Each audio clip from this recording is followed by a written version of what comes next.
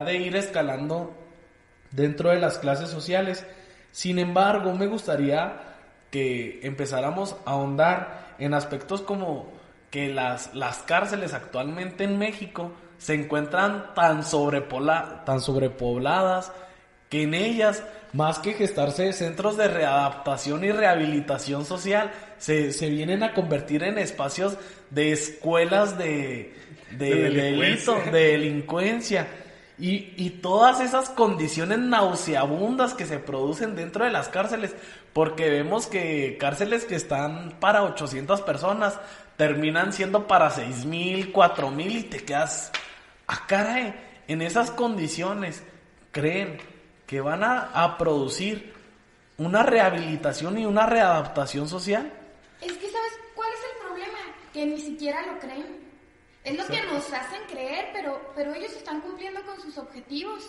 Exacto. Que es multiplicar esos delincuentes, que es poner a la sociedad, tener a la sociedad con esa preocupación de delincuencia. ¿Por qué? Porque es lo que nos mantiene controlados. ¿Por qué? Porque las noticias que escuchamos día con día, ¿qué es lo que nos dicen? Pues puros actos de delincuencia, puros actos de violencia, pero al mencionar estos actos día con día, ellos refuerzan el poder que tienen, porque el decir, agarramos a tantos, metimos a tantos a la cárcel, pues ellos están reforzando su poder. Entonces, el que haya más delincuentes, el que ellos aprisionen a más personas, pues refuerza su poder ante nosotros, ante la sociedad. Y no es el problema ya lejos de cuántas personas, que realmente es el problema, cuántas personas hay en la cárcel y por qué están ahí, nos da la pauta para que hablemos incluso de que en este momento tanto del gobierno, policías y de los mismos presidiarios, que en este momento se estén creando ya las propias mafias carceleras. Esto lo vemos desde hace muchos años aquí en México, cuando se cometían extorsiones desde la cárcel, cuando para en la cárcel tener derecho a un banco tienes que pagar, para que estés en cierta área tienes que pagar, para que los policías no te hagan cateos directos a tu habitación donde puedes tener comida, a tu ano.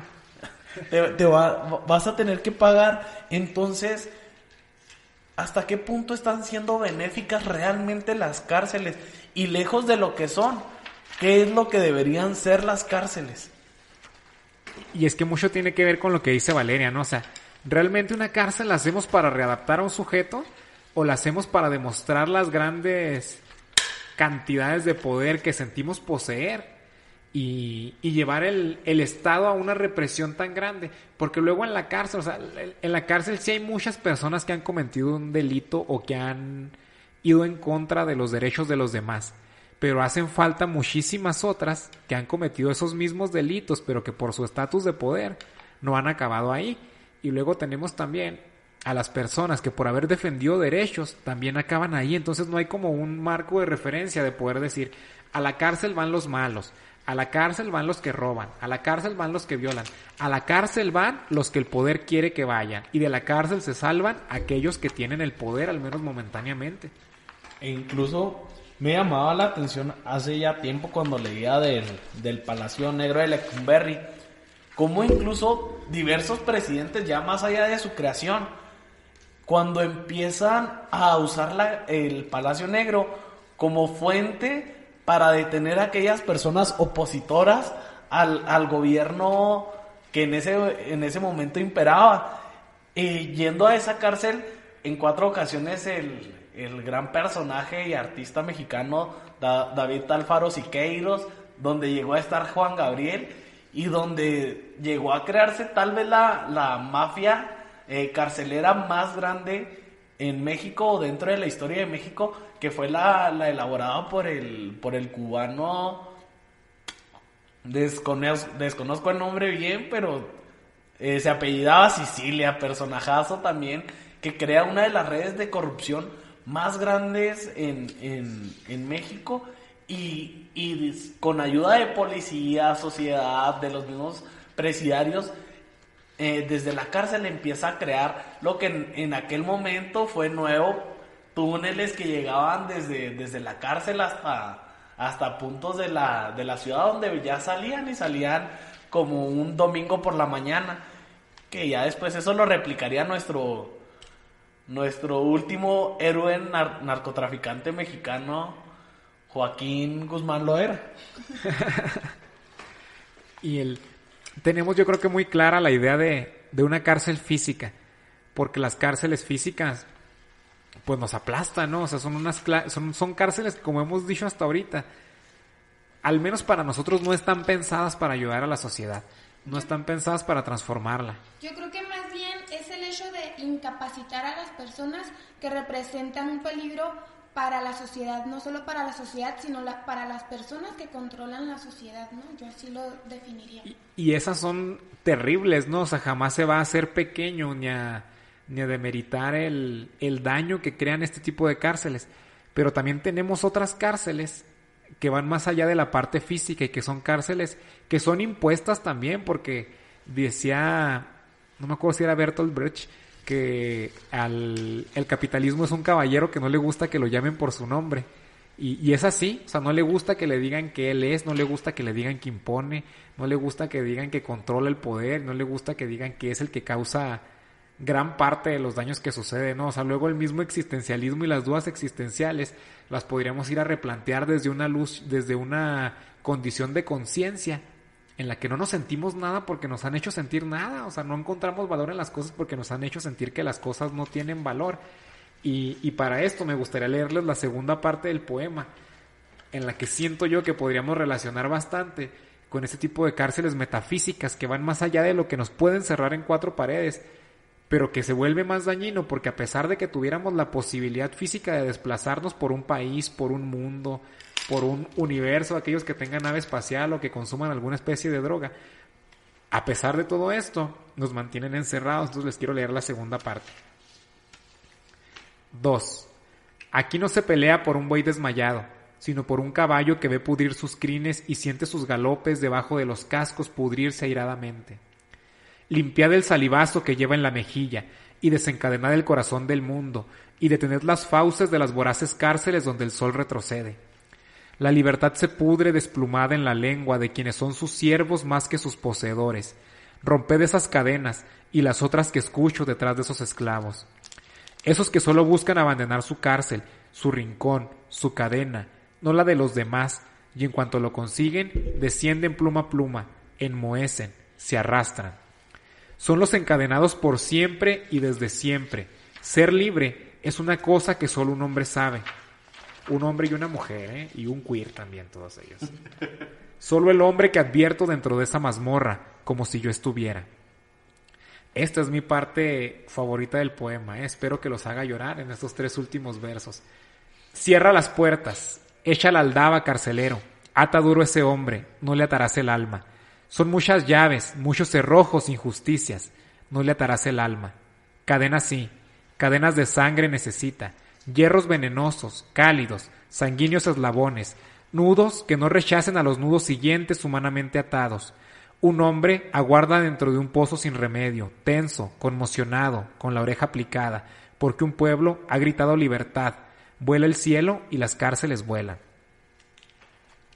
Con esta segunda parte, siento yo, o al menos es el mensaje que me da a mí, ¿no? Cualquiera le puede dar el mensaje que le dé su chingada gana, tampoco es que sea muy relevante, pero al menos a mí me dice que hemos vivido, aparte de las cárceles que nos imponen, nos hemos dejado imponer otro tipo de cárceles de las que hemos venido hablando, ¿no? Porque el género y la codificación de una persona o de un sujeto o de un ser vivo y encasillarlo a las limitaciones que como sociedad entendemos es una suerte de cárcel.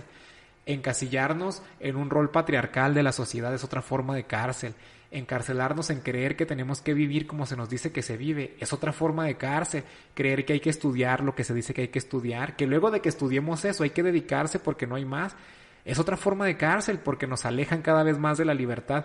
Incluso aquellos que fuman, aquellos que consumen alguna droga, aquellos que toman alcohol, luego se les dice, o los que comen mucho, no, comen muy mal, ¿que no sabes que eso te va a matar? Evidentemente se sabe que eso va a matar, pero luego también la necesidad esa sustancial del hombre de evitar que todos los óleos se desvanezcan en el aire y poder conseguir al menos ser dueño de su propia muerte y decir, elijo esto, lo elijo, le decía yo a Mauricio ahorita, ¿no? Lo elijo porque lo amo y dejo que me mate, porque quisiera ser dueño al menos de eso, ¿no? Al menos de la muerte, ya que en vida pues somos dueños de pura madre.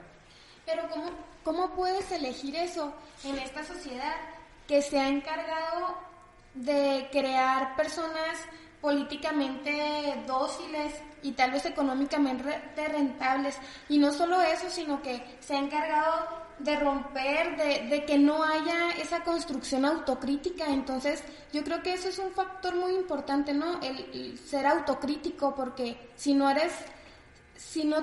tienes esa facultad de criticar, entonces ¿cuándo vas a decir eso que tú dices? No, pues yo quiero hacer esto porque me da la gana. Pero hemos sido educados de una forma que lamentablemente no lo permite, o tal vez tardamos mucho para llegar a ese punto. Y volvemos al dilema de la vida, ¿no? O sea, luego aquella pregunta que consideramos sobre otro tema viene y nos recae en las dudas existenciales, pero es importante recordarlas, porque no creo yo que hayamos nacido y que vengamos a esta vida. Creo que venimos sin motivo, ¿no? Pero por lo mismo que venimos sin motivo, creo que está la ligera posibilidad de, dentro de las cosas que cabe, poder transformar, tomar alguna decisión. Y luego cuando tenemos la posibilidad, no la tomamos porque decía el mismo Eric Fromm, ¿no? O sea, le tenemos miedo a la libertad. Si tuviéramos la posibilidad de ser libres, probablemente la rechazaríamos porque no sabemos lo que es decidir por nosotros mismos. Y es que también somos el resultado de una sociedad basada en la disciplina, entonces siempre pues nacimos con eso, ¿no? Y se nos fue educando desde pequeños con eso. Bueno, a mí se me hace muy difícil llegar a ese punto porque no he tenido, tal vez me estoy justificando, pero no he tenido los huevos, no he tenido los calzones para decir quiero esto y esto quiero y a la chingada. No, precisamente porque tal vez somos unos individuos ya cosificados. Exactamente. Aquí me recordaban a una frase que en su tiempo también me llamaba mucho la atención, y que es más fácil convencer a alguien de hacer algo que convencerle que está equivocado. Y en esta estructura mental en la que hemos sido formados, creo que recae mucho esto, e incluso nos debería hacer dudar de nuestra capacidad autorreflexiva, porque a final de cuentas, como lo hablábamos ya en el 2 y en el 1, y ahora lo volvemos a retomar, porque, y en el 4 probablemente y también. en el 4 tal vez, porque es un punto realmente para discutirse. ¿Somos capaces de, lejos de toda esta comercialización, de todo este capitalismo, de toda esta sociedad sumergida en vicios nauseabundos, en toda esta degradación social, heterocentral, patriarcal, somos capaces de despojarnos de toda nuestra formación y de todo nuestro ser para volver a ser, o para reinventarnos como ser, mejor dicho? Porque ya lejos de todas estas formas de subsistir como individuos, en la cárcel física, en la cárcel mental, en otros espacios vamos a encontrar conceptos que vienen a reafirmar la necesidad de revalorarnos como individuos, para que veamos la inclusión como un punto fundamental para la cohesión social. Pero realmente, como individuos, ¿estamos capacitados o estamos habilitados para caminar por una sociedad que sea inclusiva? No desde aspectos educativos o laborales como ya varias banderas políticas lo vienen versando, sino nosotros como sociedad realmente estamos capacitados para ser inclusivos, e incluso ya yéndonos a conceptos del primero y del segundo programa, para ser hospitalarios con aquellas personas que sean distintas al molde social. Pero yo creo que no debes de separar separar ni la educación ni nada de lo que acabas de comentar.